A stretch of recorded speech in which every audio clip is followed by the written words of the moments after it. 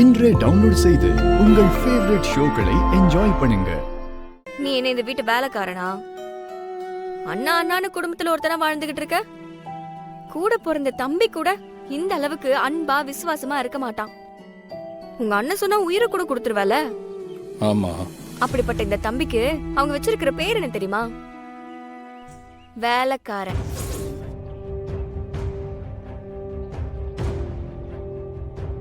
இப்பயாவது உன்னை சுத்தி என்ன நடக்குது, யார் உன்னை எப்படி நினைக்கிறாங்க, எந்த இடத்துல வச்சிருக்காங்கன்னு புரியுதா?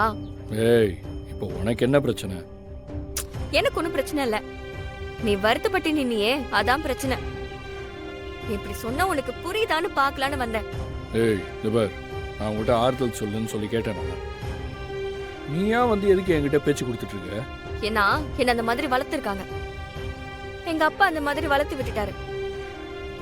யாராவது ரோட்ல போற ஒருத்தருக்கு பாதிக்கப்பட்டா இறங்கி நின்னு உதவி பண்ற குணம் எனக்கு.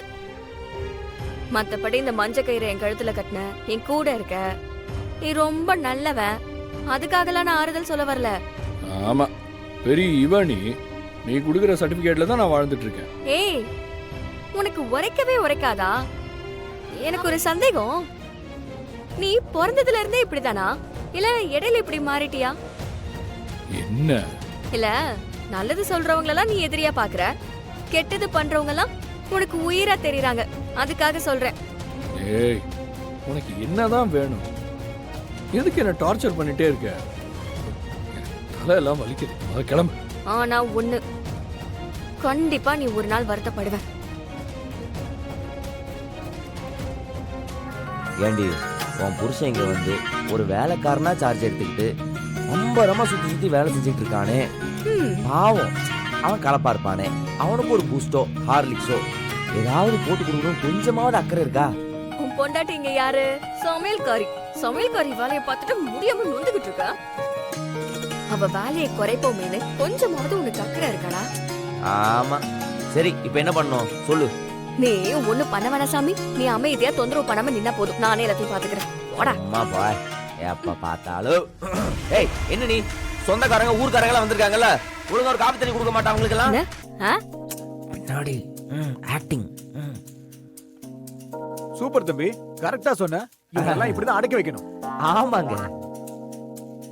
ஆமா, அது யாரு, உன் சம்சாரமா? சீச்சி, இப்படி ஒரு பொண்ண நான் போய் வாட்டாரி விட்டாக்கி. என் பொண்டாட்டி எல்லாம் தேவதை மாதிரி ஊர்ல இருக்கா. சரி சரி. சரிங்க. இவ்வளவு நான் கல்யாணம் பண்ணி தேவதை மாதிரி இருப்பாளா? சும்மாடி சும்மாடி சும்மாடி சும்மாடி வேலைப்பாரு. ஏங்க, ஆ, எனக்கு ஒரு காபி போட்டு கொடுங்க. அதோ எல்லாருக்கும் காஃபி தான் போட போறேன், உங்களுக்கு கொண்டு வந்து கொடுக்குறேன். தேங்க்ஸ்.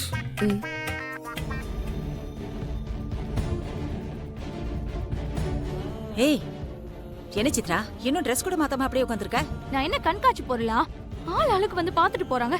ஏய், என்ன சித்ரா, சம்மதம் பேசுறதுன்னா அப்படிதான் இருக்கும். இது கிராமம். அதுக்காக எத்தனை பேரு அவங்க வராங்க, கையை தொட்டு பாக்குறாங்க, கண்ணத்தை கிள்ளி பாக்குறாங்க, எந்திரிச்சு நிக்க சொல்றாங்க, நடக்க சொல்றாங்க, பேச சொல்றாங்க. எனக்கு அப்படியே வெறுப்பா இருக்கு. எங்கேயாச்சும் அப்படியே ஓடி போயிடலான்னு இருக்கு. பயப்படாதீங்க, போக மாட்டேன்.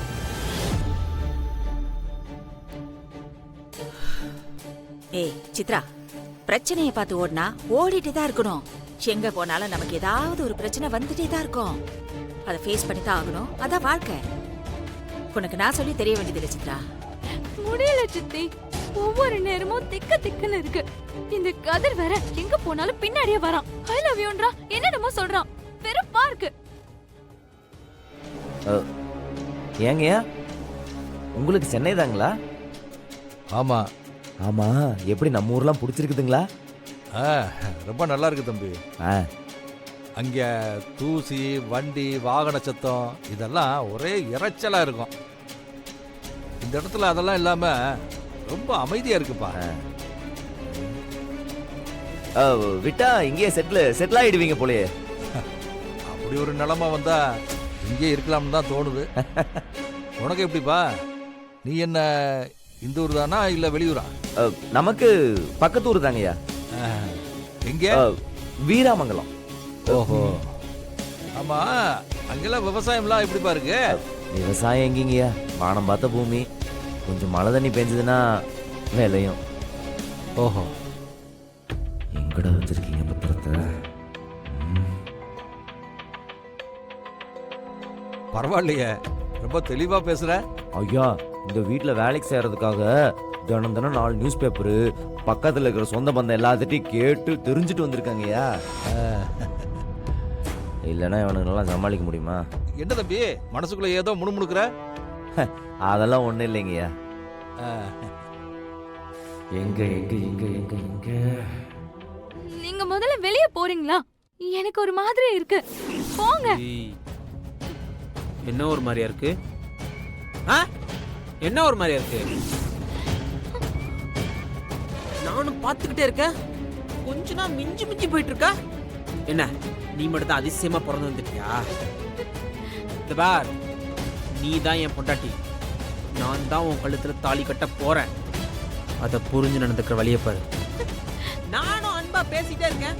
என்ன அவாய்ட் பண்ணிட்டு போயிட்டே இருக்கா? இல்ல, நான் தெரியாம தான் கேக்குறேன். என்ன பார்த்தா எப்படி இருக்க? எப்படி இருக்க? என்ன மிரட்டுறீங்களா? எங்க அப்பா கிட்ட போய் சொல்லிடுவேன். போய் சொல்லு. சொல்லு, யார்கிட்ட வேணா போய் சொல்லு. என்ன செய்யறான்னு நானும் பாக்குறேன். ஏய், இது என் ஊரு. பெருசா பேசுற. ஏய், கைய குறி, நானே போட்டு வரேன். ஏய், அக்கா, நிறுத்துங்க. என்ன பண்ணிட்டு இருக்கீங்க? ஏய், நீ எதுக்கு இங்க வந்த? இங்க பாருங்க, எதா இருந்தாலும் கல்யாணத்துக்கு அப்புறம் பேசிக்கலாம். சும்மா வந்து கலாட்டா பண்ணாதீங்க.